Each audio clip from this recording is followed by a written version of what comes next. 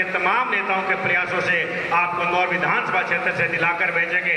बढ़त 17,500 वोटों की रही और वोटों की हम संख्या की बात करें तो चूरू लोकसभा में सबसे अधिक वोट 1,02,000 इंदौर विधानसभा क्षेत्र से कांग्रेस पार्टी को मिले हैं। इसके लिए भी आप सबका बहुत बहुत आभार, बहुत बहुत धन्यवाद। राहुल कसवा जी और ये परिवार लंबे समय से क्षेत्र की जनता की सेवा करते आ रहे हैं और उसी का परिणाम है टिकट कटने के बाद जब कांग्रेस पार्टी के उम्मीदवार के रूप में इनकी घोषणा हुई उसी दिन पूरे क्षेत्र में यह माहौल बन चुका था कि इस बार राहुल कसवा जी भारी मतों से जीतने जा रहे हैं और इनके प्रभाव की वजह से चूरू लोकसभा ही नहीं बल्कि कांग्रेस पार्टी में चाहे उस गंगानगर की बात करें, सीकर की बात करें, झुंझुनू की बात करें, नागौर की बात करें, जयपुर ग्रामीण की बात करें, अन्य लोकसभा क्षेत्रों में भी कांग्रेस पार्टी को इंडिया गठबंधन को फायदा मिला और आज पूरे राजस्थान के अंदर 11 हमारे इंडिया गठबंधन के प्रत्याशी जीतकर दिल्ली की लोकसभा में पहुंच।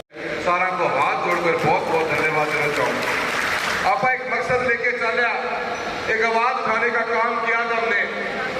मैं उस 2 तारीख को जिस दिन भारतीय जनता पार्टी ने टिकट नहीं दी थी और उसके बाद में 8 तारीख को जब मैं मेरे राजगढ़ घर पे निवास पे गया था, एक लंबा सफर राजनीति कर रहा है मेरे पिताश्री का। 33 साल से एक सांसद के रूप में हम काम कर रहे हैं। नौर भादला से भी हम पिछले 15 साल से जुड़े हुए हैं और ये सफर लोगों के बीच में प्रजातंत्र को जिंदा रखने के विचार के साथ हमने शुरू किया था।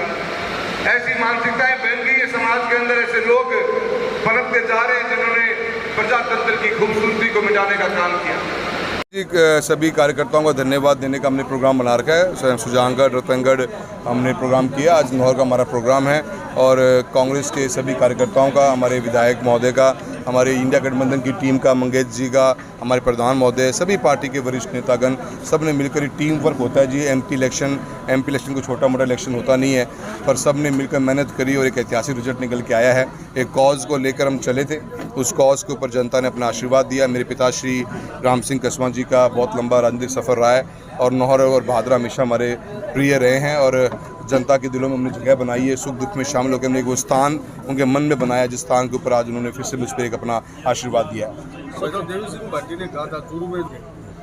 देखिए, सारा चुनाव था इसी मुद्दे को लेकर और अपन इसको तो ठीक है, भारतीय जनता पार्टी ने बहुत कोशिश करी लोगों को डराने धमकाने की, सरपंचों को दबाने की, जातियों को चुनाव ले जाने की, पर चुनाव कभी था ही उस मुद्दे का कि क्या काका फैसला करने लग जाएगा प्रजातंत्र में कि कौन जीतेगा कौन नहीं जीतेगा, कौन बनेगा कौन नहीं बनेगा।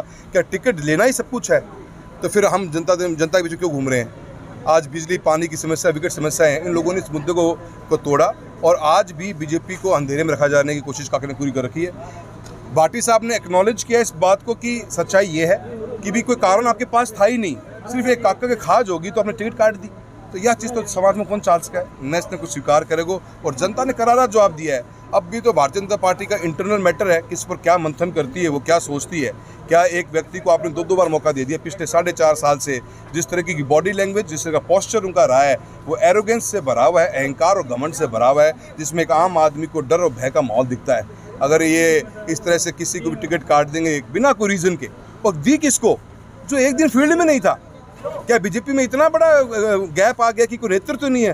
काका में इतनी थी तो खुद ले ले तो टिकट, कौन नाटा हो, कौन लीना? क्या कैंडिडेट ने लेके आया जो आज तक पब्लिक प्रेजेंटेशन उसकी थी ही नहीं?